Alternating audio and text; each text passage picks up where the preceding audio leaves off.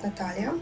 Before Russian invasion in 2014, I lived in Donetsk area, and I was working in an international company. I had quite a comfortable life. We had quite a big family, a lot of friends, very nice places where to go. After Russian invasion in 2014, life changed.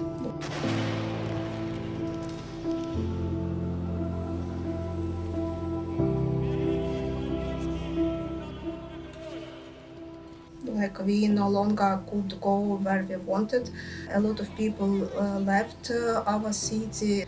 So when my daughter was 1 month and a half, we went for a small vacation just to forget like a little bit everything that is happening. And after a month we understood that we cannot come back because started the war. So we stayed in the city where we knew nobody, and firstly for some months, then for some years, and now we live there already for 7 years. And it's very, very difficult because, for example, I have no photographs from my childhood. I do not have things that remind me my grandfathers, grandmothers. You cannot go to cemetery to your relatives. You cannot see some of your relatives. It's really difficult.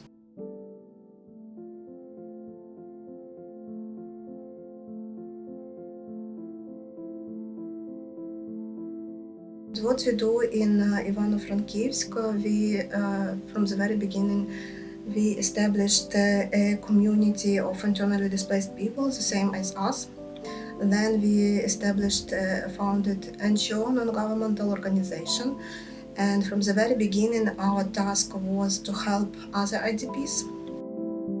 When you left without anything, you find some strong things, some power in you that keep you forward.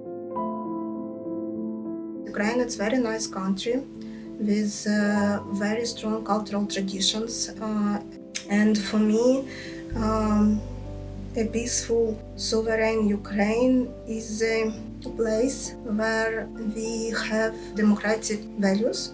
We have a lot of connections to another world. And it's freedom of choice, it's freedom of moving, it's freedom of words. And for me, it's also the empowerment. I want those values, such strong points will be developed further. That's all.